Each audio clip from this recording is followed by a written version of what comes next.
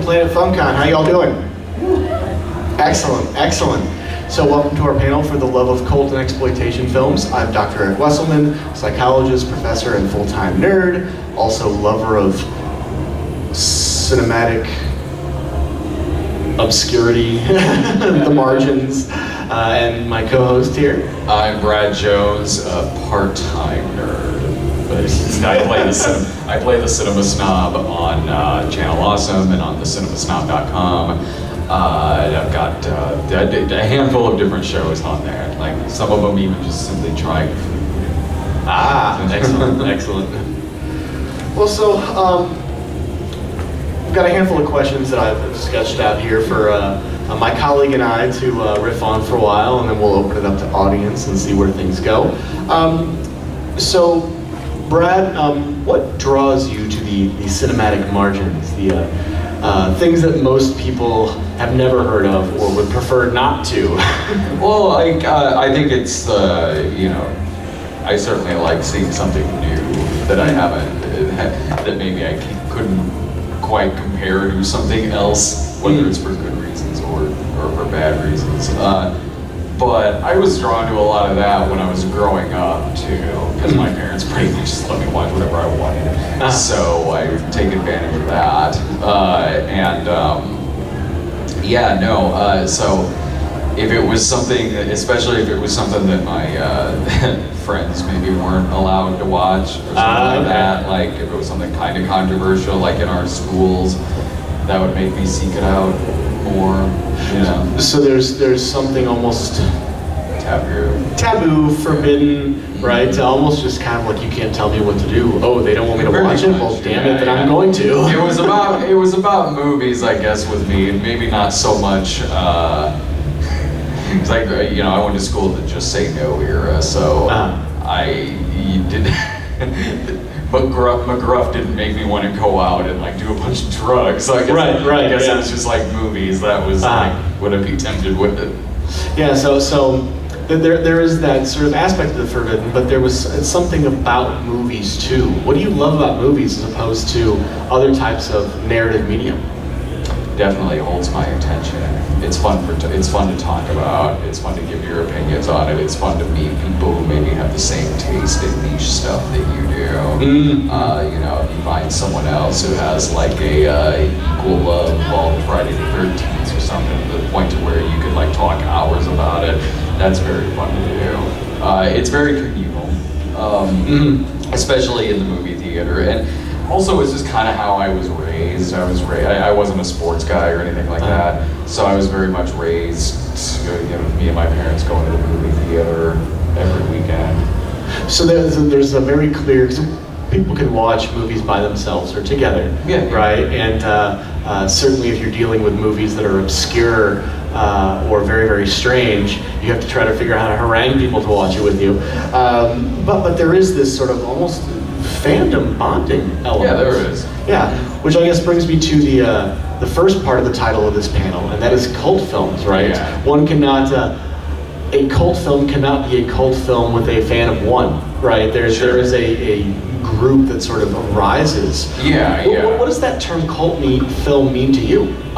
Basically it means something that maybe came out, was relatively obscure, maybe it bombed. Well, like it kind of flew under the radar, wasn't a huge hit. Critically, it can go either way, because there could be something that would come out, kind of come and go, not many people saw it, but critically do well, then find its kind of cult audience on video, like Office Space is a good example of that. Like, it had good reviews when it came out, but it didn't do that well until people kind of discovered it on video. But the same Idiocracy was like that too. That's how I think that's about the main definition of it. It's a slow burn, right? It finds its audience, and there's something about,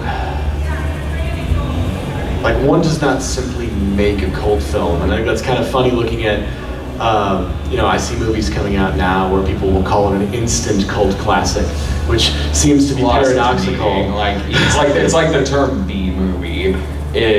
Well, yeah, a lot of people will use the term cult movie when they really kind of mean B movie, and even B movie isn't the same definition as it originally was. Right. You just kind of meant low budget entertainment filler. It wasn't the headline. There was something that was on the B circuit, like something that would be the second feature at the drive-in or the movie theater. Something that was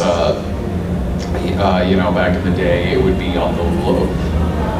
Because like studios like Warner Brothers and people like that, like they had their B section. So it was stuff that was very much a smaller budget and it just put out there to be kind of the B side of something else that was out there.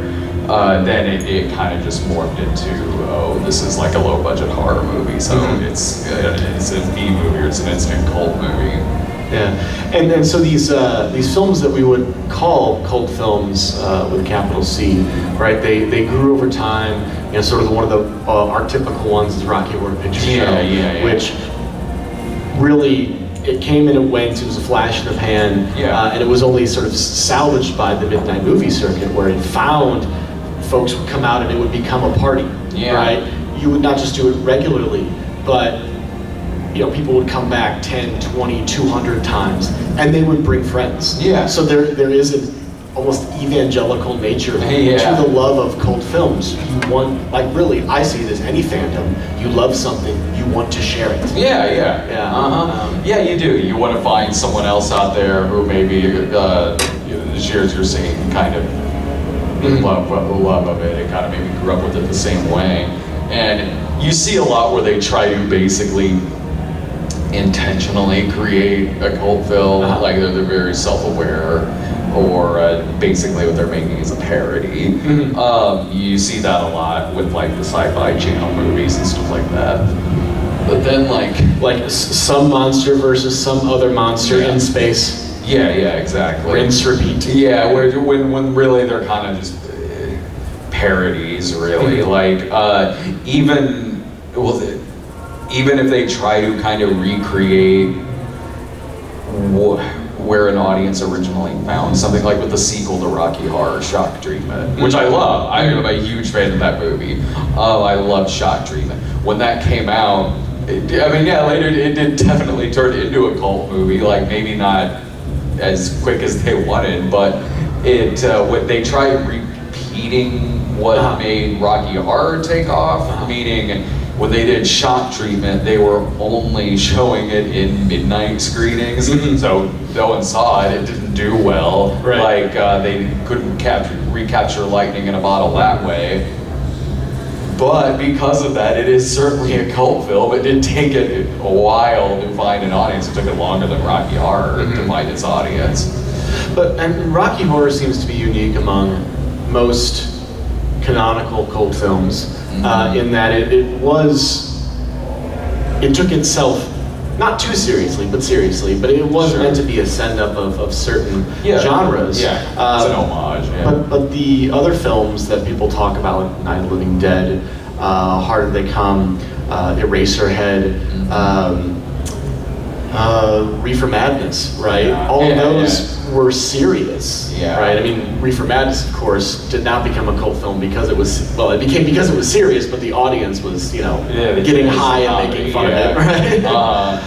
So an unintentional. Same with The Room, right? The Room, a lot of times Tommy Wiseau tries to argue that it was meant to be a black comedy, but I think most people who worked on it at the time were like, no, The Room was, we did it as if it was serious. But the audience, of course, made it their own. And riffing, for example, because I know sort of in your cinema snob, part of what you're doing is generally solo riffing, right? On a film, your commentary, but and Mystery Science Theater 3000, a lot of riffing either happens with you doing it for an audience, so there's a social nature, or live riffing, where friends get together, with maybe various substances, and they collectively make fun of it, right? So what is it about riffing and the sort of social nature of it?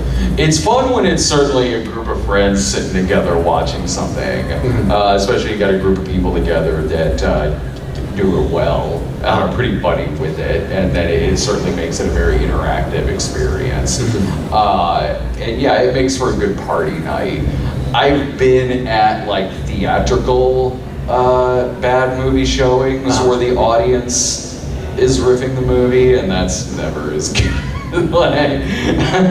I like going to like when it's, you know, they do riff tracks live and stuff like that. That stuff is fun. Like that stuff is funny. Like I've been to ones before where it is like kind of the audience shouting stuff, and it feels like you're just kind of sitting there like there's like a bad drunk heckler in the audience, and it's not. I see. It's more so feels like that than it does like, oh, this is very funny riffing that's going on. Is it because you can't really maybe hear what they're saying? Oh no, you can hear what they're saying. Oh, It's just the jokes aren't that good. Okay. Well, of course, most Mystery Science Theater and other types of riffs, like you write those in advance. Yeah, you do. Jokes. Yeah. I mean, like so, I keep going back to Rocky Horror because I've shown that to students. I've rented out a theater and had my class watch it. And it is interesting to go to Rocky Horror and see the people who've never experienced Rocky Horror. They've maybe never seen it. Yeah. And of course, everyone's shouting, and they're like, I have no idea what's going on because I can't hear. I can't hear the screen. I can't hear what they're saying. Yeah. You know, so those types of things, those live events really are for people who have seen the film at least once. Yeah. And then it helps. becomes the ritual. Yeah, there's a good happy medium there. Is like, yes, certainly if you're at home watching it with some friends, like that can be a way to get into it. One way probably to not, because like, truth be told, the first time I saw Rocky Horror, I hated it. But the first time I saw it, I was really tired. I rented it. It was like I guess midnight showings are appropriate for it, but it was like not midnight in a party sense or anything like that. Right. I mean midnight as in my parents are asleep, I'm watching it, it's late, I'm pretty tired, and I was watching it by myself. And it was kind of a struggle. But like you don't have the energy to feed on. Yeah, there wasn't any of that. Like so then not long after that, I was like, I should probably give this another chance and like watch it while not really tired and wanting to go to bed. And I did, and I liked it. I liked it a lot better. I love the sort of social nature, the communal bonding, and just the contagion of the humor at these moments. I mean, I started when I was younger in my parents' basement with a bunch of my friends. Sure. And we came over with a lot of Mountain Dew. And we watched a lot of bad movies. Yeah. Of course, now as I've grown, I've had moments where, like with Rocky Horror, you know, now there are alternative scripts, right? And people go and they study the scripts and they know the callbacks.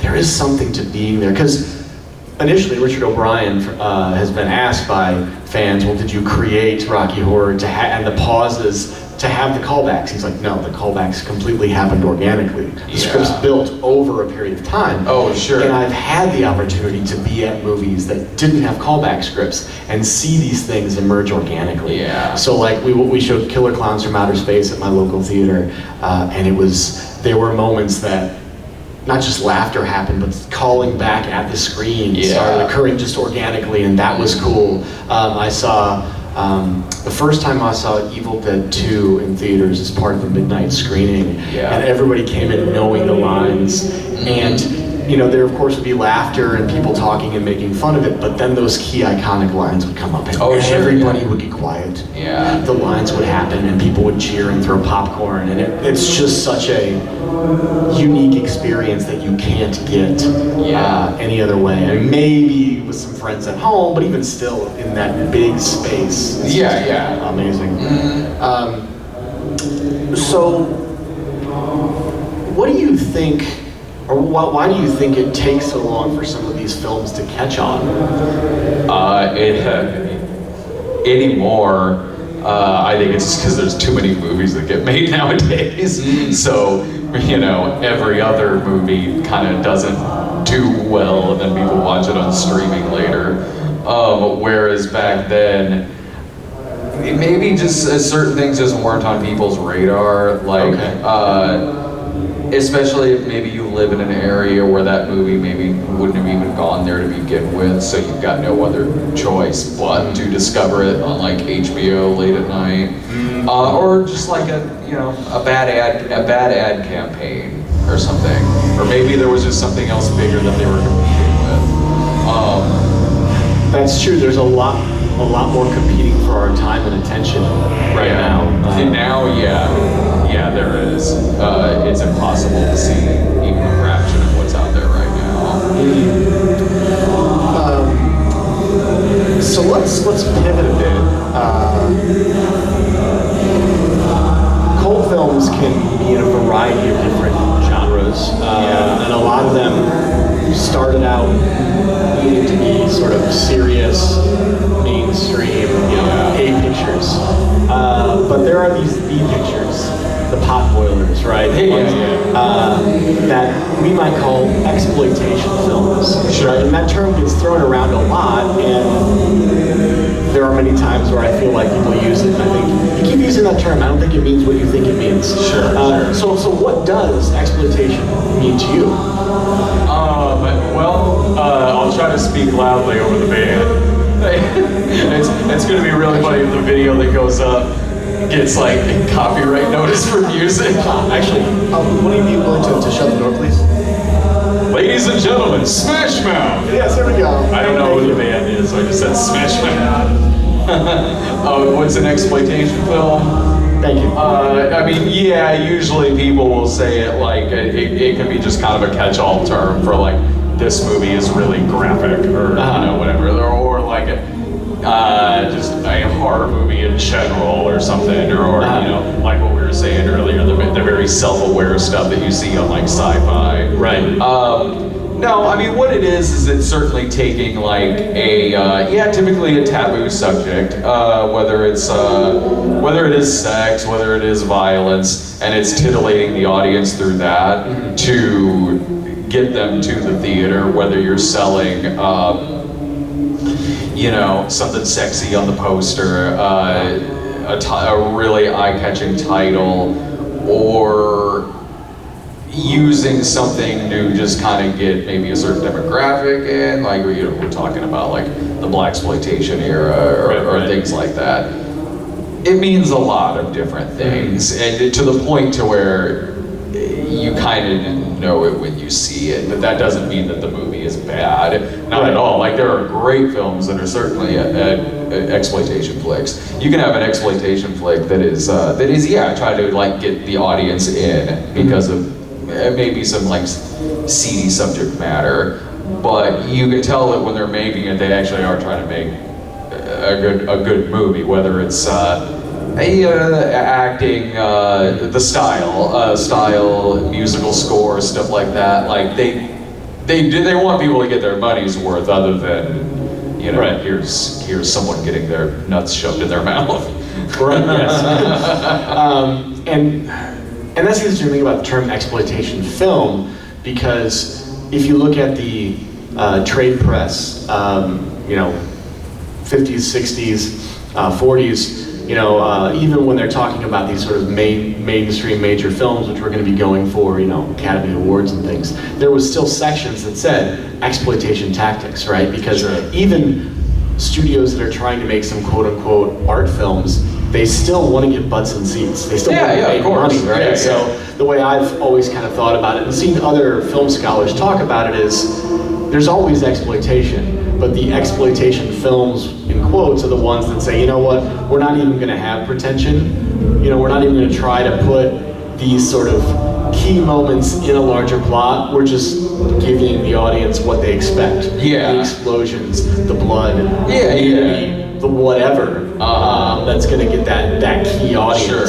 And it's funny because when you look at some of the sort of major players in exploitation films, because they knew sort of going out that this was not going to be seen as something culturally highbrow, they could get away with a lot of like subversive political content because they knew that the moral watchdogs were not going to be watching what they were doing, and so whereas like the what is now the MPA, but then it was the production code, didn't like things like what they call miscegenation or interracial relationships, or talking about abortion or sexual orientation, gender identity, any number of topics that would have been considered, nope, this is immediately we're not going to put this in mainstream theaters. They're like, okay, we're going to put like actual political subplots in here. Yeah. Because the more watchdogs are not going to come in to begin with, right? And so we give the audience what they want, we give the explosions, and then we talk about our politics.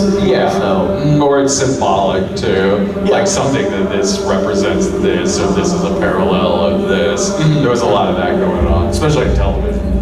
Yes, in science fiction, yeah. Well, yeah, and then when television came out, they had to compete even more with what you couldn't get on TV. So they and some people argue that's why when you hit the 70s, when the MPA or MPAA at the time came out with their certifications, because before it was like to play in a mainstream theater, you either had to be approved for all audiences or not at all. And so when the general public particularly adults wanted more complex adult fare, they're like, why can't we watch that?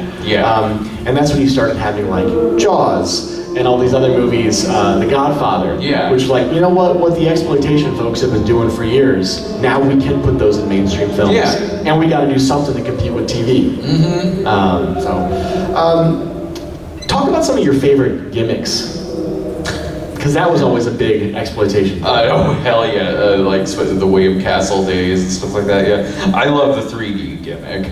I mean, anymore, 3D is different now, like in the past 10 years, and like what I'm talking about. Like, I loved in 1982 and 1983 when there was that wave of 3D movies. Like Friday the 13th 3D. Friday the 13th 3D is great. Like, because when it came to like the gimmick and everything, I mean, Friday the 13th 3D would absolutely give you your money's worth. Like, whether it's a harpoon gun being shot at the screen or juggling apples, like it was always funny to see how they're going to work in 3D. Like, oh, here, pass me this joint, and like, they're handing it towards the camera. That was always like fun to see, and like, especially if you would maybe catch one years down the road, like maybe on cable.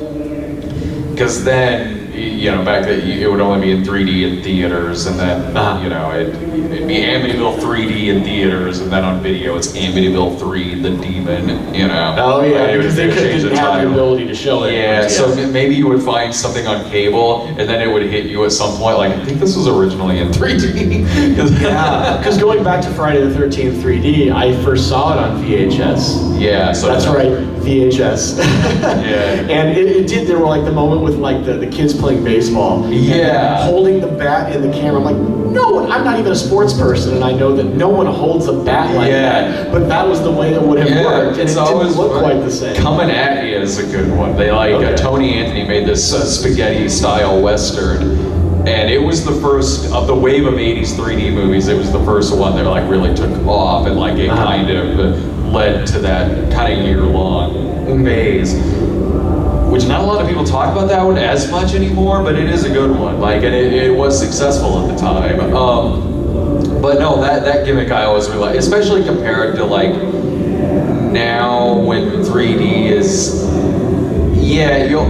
there's a couple in the past 10 or so years that do the gimmick like that, where they're throwing a bunch of shit at the screen, because that's what I like. Drive Angry did that, My Bloody Valentine did that, the Harold and Kumar Christmas one did that. Like, but then there's Avatar does it well. Like, they're not throwing stuff at the camera, but they're certainly creating this world, and they're integrating the 3D in it like that and making it very atmospheric. Then there's others where it's just like a cheap conversion, and it's not necessary. It's only there to jack up and take up. There's too much of that. Like they converted Scream 6 in 3D, and when I saw that it had a 3D showing at first, I was excited, because I was like, oh, a slasher movie, it's in 3D. I'm thinking Friday the 13th 3D. Blood's gonna hit the screen. There was no reason that movie was in 3D. Scream 6. Like, it was a bullshit that they put that in 3D. So that gimmick I like. And the Castle movies in the 60s, like, it was always funny to try to see him try to top himself with the gimmicks that he would do. So to the younger folks in the audience, and I say as if I wasn't even alive when William Castle, I just read about it. So if anybody knows how to create a time machine, I would love to go back in time, because they had like smell-o-vision, right? For you'd have a little card with a scratch and sniff at certain moments, so something smelled good or something disgusting. And John Waters did this again because he's always said he wanted to be William Castle. There was this thing called Emergo, where there's a point in time in this film where character falls into a vat of acid and the skeleton comes out, and what they had rigged in the theater was a box, like a coffin in the corner, and it would pop open and they would have a skeleton on a motor and a wire go above the audience. And of course the best actually story about it is that there was a time where it got stuck and fell onto the audience, and so all those screams were actually legit. That's awesome. The Tingler had certain seats in the audience where they'd be rigged with motors. And it would shock people, and mildly. But there was another story where this big trucker was sitting in one, and the seat vibrated, and the trucker got pissed off and tore the seat off and threw it. And so again, much better than anything that was on the screen. There was the Coward's Corner that William Castle did, where if the movie was too scary, you could get your money back, but you have to sit in the coward's corner so people will laugh at you when they leave. And no one did this, went to go sit in the coward's corner or anything like that. But that was a funny one. And you would get a coward's corner card. Smell-o-vision. I saw one movie in Smell-o-vision in the theater, and it was Spy Kids 4. They released that in Smell-o-vision, and it was the card where you scratch it. Mm-hmm. Some of it worked, some of it didn't. Some of it would be they're cooking bacon, and then the little number ding would go on, so ding, and it's number 1. So you scratch number 1, and you're I guess her bacon smells like cardboard. And then some of the gross ones worked. Someone's sitting there and they're "Hey, buddy," and then ding. And you're why did I do this? The movie was terrible. Or the ones where it was this movie is so scary that you have to have a test before you come in. You have to fill out this personality inventory to make sure you are of sound mind and body. And there will be nurses and doctors out in the lobby, but you have to sign this because if you die, we will not sue the theater. That sounds like barf bags. Yes. Zombie did that. I think Mark of the Devil did that. There was a handful that would have hand out these barf bags that would have the movie's logo on it. I like one. It's not even a real one, but there was an episode of American Dad where they went to go see something like that, and it was a werewolf movie that was called The Soiling, where they were handing out diapers for the audience to wear. So they're watching the movie, and they're "Oh, can I use your diaper?" He's "Sure." "Oh, never mind." It was.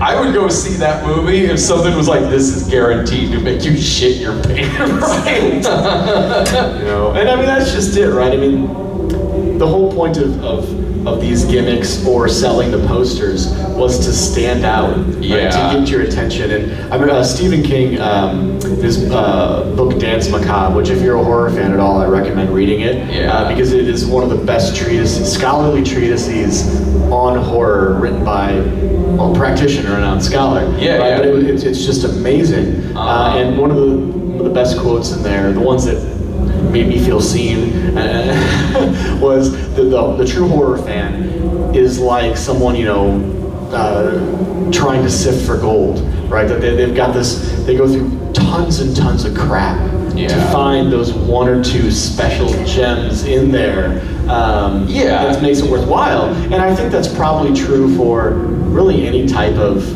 fandom, right? When you get immersed in a particular genre of anime, of movie, of music, there's all sorts of stuff to go through, and a lot of it's not good.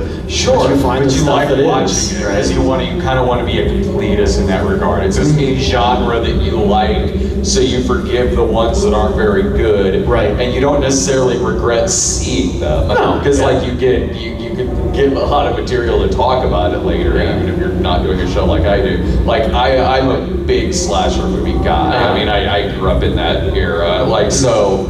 I would rent, you know, so the slasher movies were at all the video stores. They were very easy to find. So like, I would rent just a ton, like every week. And yeah, like the title would get you on a lot. Like there was one I rented. It was called Nail Gun Massacre. Oh yeah. It's not good. Like but it stuck with me. Yeah. Like it did. There's a few different movies that I really kind of owe my career to. That's one of them, and the reason why I credit that movie, Nail Gun Massacre, again, it always stuck out to me as being one of the worst slashers that I rented at the time, but it was one of the earliest Cinema Snob episodes I did, or maybe I did it within the first year or so of doing the show. And it got hit by copyright. Now, this was the early days of YouTube, where if something got, now you can dispute it, you can appeal it, and all that. Then, they would immediately like suspend your account if something was even flagged. So, Nail Gun Massacre did, and it was because of that another guy who I'm friends with, who does this for a living, he approached me. So we hadn't met at the time, but he approached me and he said, I really like your show, you should really move on to this other network. It was called Blip. At the time there was a thing called Blip TV that was monetizing video. YouTube wasn't monetizing stuff at the time, but Blip TV was. So if Nail Gun Massacre hadn't gotten flagged, like maybe eventually I would have been able to do this for a living, but not as soon as that happened then. So you can have all these piles of stuff that would not make your best list, but something really good can come out of renting like a truckload, and then you find this turd. Serendipity. Yeah. And that is another thing about exploitation films and things like that, is that the poster art, the titles, the taglines, the films were never gonna, very seldom would they ever deliver on what they promised, right? Now that said, there are those occasions. So you said, you watching a lot of movies that you don't regret. There are those occasions that I have, especially in horror. I have seen a couple that actually did deliver and you can't unsee. Yeah. So like Taboo, right? So there was this period of time, Nazi exploitation films. Yeah. Yes, those things did exist. Nazi exploitation, I made the mistake of watching one or two, and I've seen a bunch. I can't unsee them. Yeah. And so I was like, no, because someone was like, well, you could sell the DVD. I'm like, no, I don't want anybody else to buy this, so I threw that away. I'm like, nope. I used to bleach my brain. I have a DVD where I did an episode on a bunch of those, because I was a big collector of not just that genre, but exploitation movies in general. Right, yeah. So I had a lot of those, and the titles all, like, they are selling a title, but all the titles kind of sound the same. Yeah. Like, Deviant Experiments of SS Last Brigade, things like that. Like, or, Horrifying Experiments of the SS Last Days, or, Ilsa She-Wolf of the SS is popular. So then there's a bunch that ride off of that, like Greta, She-Wolf of Spielberg, Elsa, Fraulein SS, but I did a DVD of like 5 of these, and they're all the same. Like that's a genre where like when I was writing jokes for it, it was like, I feel like I'm writing jokes of the same exact movie every single time. Right. I was almost running out of stuff to talk about. And that's the case with any sort of genre.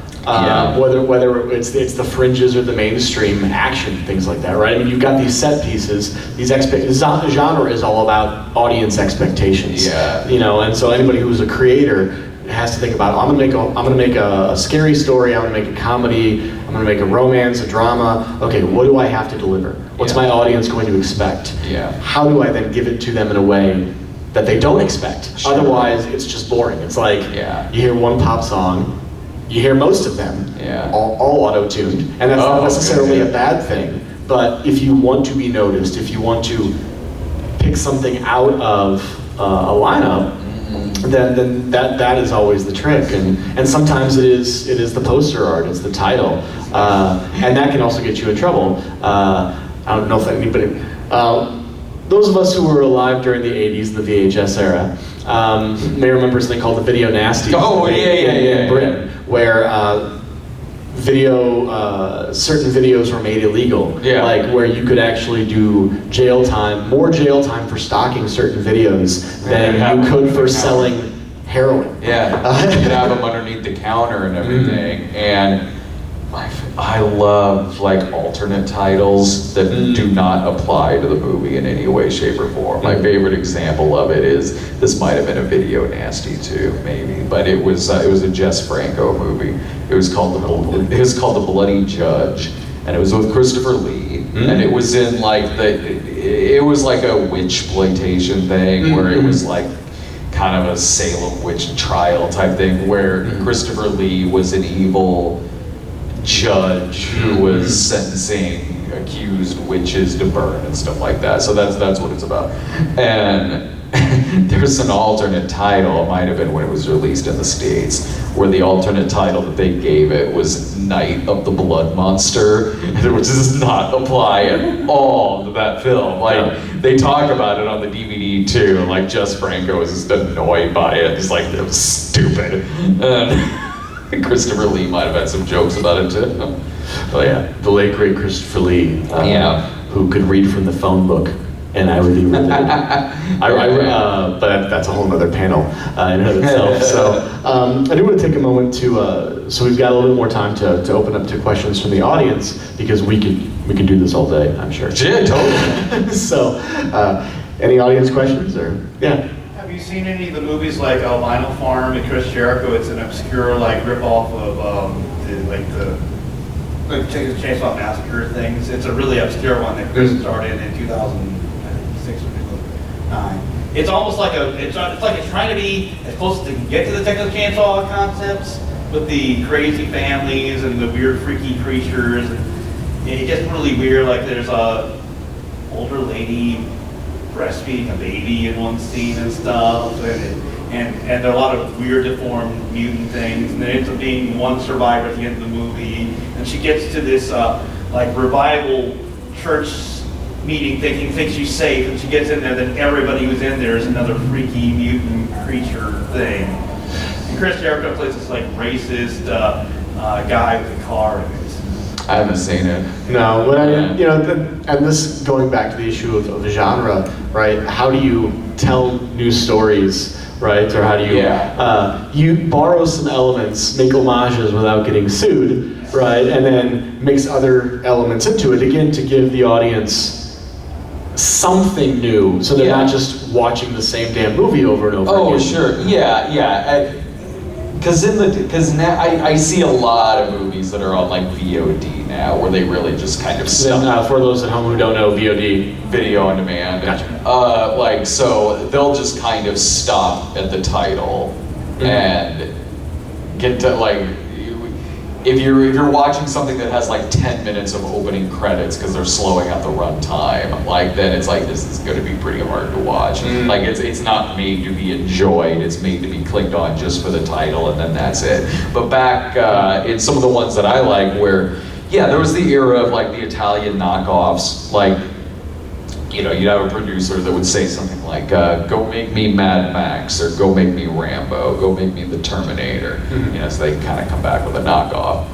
But you would have these directors that they wouldn't stop at that. Like they were like combining a lot of different elements, and like you could tell they didn't want to make a boring movie. Because one of my favorite exploitation flicks from the early 80s is a movie called Rat's Night of Terror, where it's kind of a knockoff of so many different things that it kind of makes it original. Like because of that, it is like there is only one movie that is like this, and it's Rat's Night of Terror, where it is the plot is there's some bikers that are trapped in a abandoned bar and this facility, and just hordes of rats are going after them throughout the night.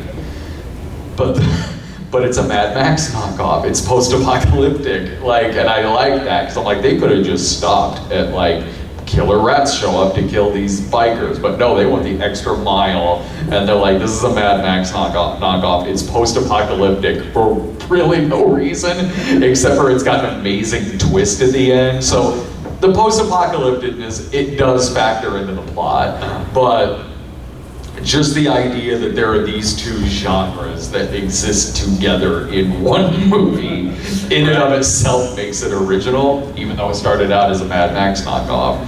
Yeah, when they start mixing those things, you're like, I'm not sure what I just watched, but I'm not sad I watched it. Oh, yeah. One of my all-time favorite horror films, is, speaking of the late, great Christopher Lee, Sir Christopher Lee, is The Wicker Man. Yeah. So, not to be confused with the later Nicolas Cage, Not the Bees one, which is another separate discussion.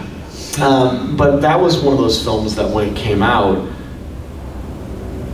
no, people weren't really sure what to make of it. Sure. There was this one great sort of North American critic who's like described it as a soft-core horror Scottish thriller musical. Yeah, it's pretty much it. And I was like, yes. Yeah. All these words don't seem like they should go together, but they all do in this film. Yeah. And it really is like, so it is an amazing film, but when they start breaking out into the musical numbers, you're like, I didn't know I was watching a musical, but okay. Yeah, because it's a musical in the sense of like, the singing is part.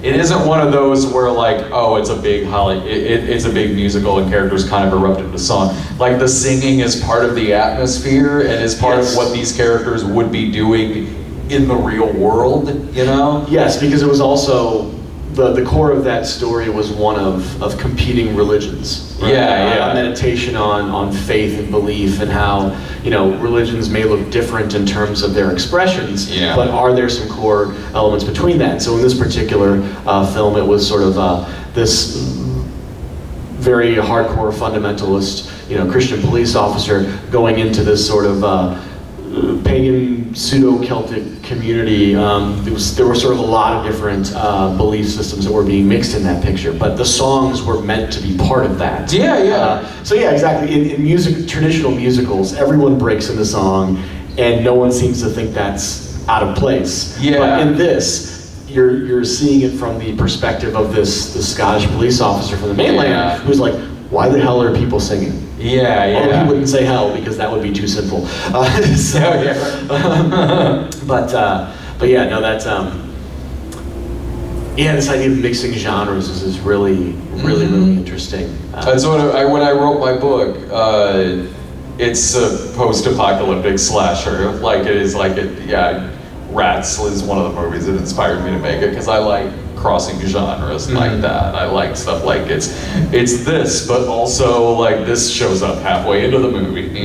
Well, and the thing with all these films we're talking about, and I know you and I have done panels on bad movies before, which there's sort of a crossover between bad films, cult films, and exploitation films.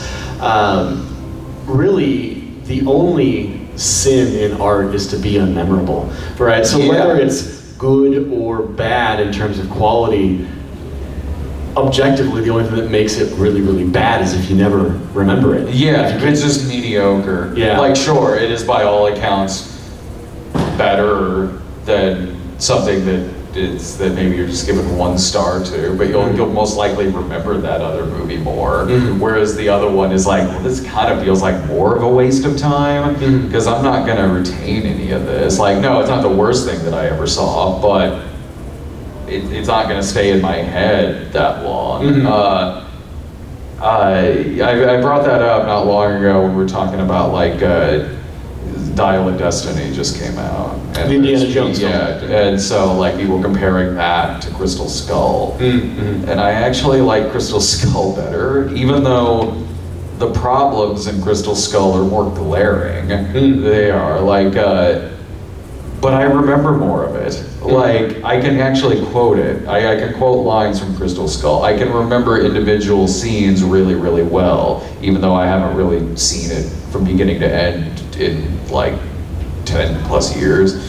But there's moments that still stick out. Yeah, maybe for better or worse. Like some on the lower end of things, some it's like, okay, that scene was pretty good, I remember that. Whereas Dial of Destiny, I was watching it, I'm like, this is going in one ear, not the other, man. I mean, I'm like, this is just a made by committee movie. Yeah, it's like going back to The Room or Reefer Madness, right? We of course can argue that technically these films are lacking in certain areas. Yeah. Not budget, things like that. Not that they weren't, the people who worked on them didn't work hard. Yeah. But the script, acting, all of that, may not be the sort of Academy Award-winning films, but we remember them. Yeah. The lines are quotable. As bad as Reefer Madness was, I'll never forget when the one high woman is playing the piano faster and faster, and then the other reefer addict is like,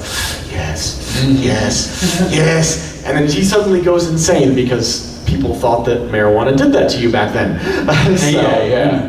But anyway, only a couple minutes left here.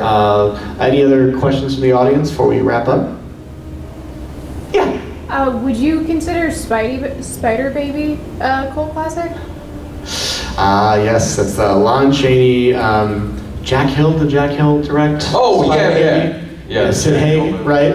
Yeah. If it's Jack Hill, Sid Haig's in there somewhere. Yes, exactly. Yeah, well, one of those films that really did kind of come and go, and it developed that particular love around that. So one of a colleague that we did a panel with, Lord Bloodraw, who's a horror host. Lord Bloodraw's Nerve-Wracking Theater. I believe he has an episode on Spider Baby that you can go to his YouTube page. Oh, so, cool. Yeah. Alrighty, well, thank you all for coming. Before we completely close out, Brad, where can they find you online? You can find me on YouTube. My channel is called Stone Gremlin Productions, but if you just type in The Cinema Snob on YouTube, I'll come up. And I'm on channelawesome.com, and I've got an archive at thecinemasnob.com. And they can find you downstairs, right? Oh, I'll be downstairs. Yes. Stubbing my face with some crab rangoon I bought her. Oh, there we go. So, and I'm Dr. Eric Wesselman, psychologist at Illinois State University, so you can find my more traditional professional side there. You can find me on Twitter at Eric Wesselman, and then you can find me on YouTube at Digital Golgotha Productions, where I have conversations like this with fellow nerds, where we talk the interface between psychology, nerd culture, and other random things that come across my mind. So, thank you all, Planet FunCon. Enjoy the rest of your weekend.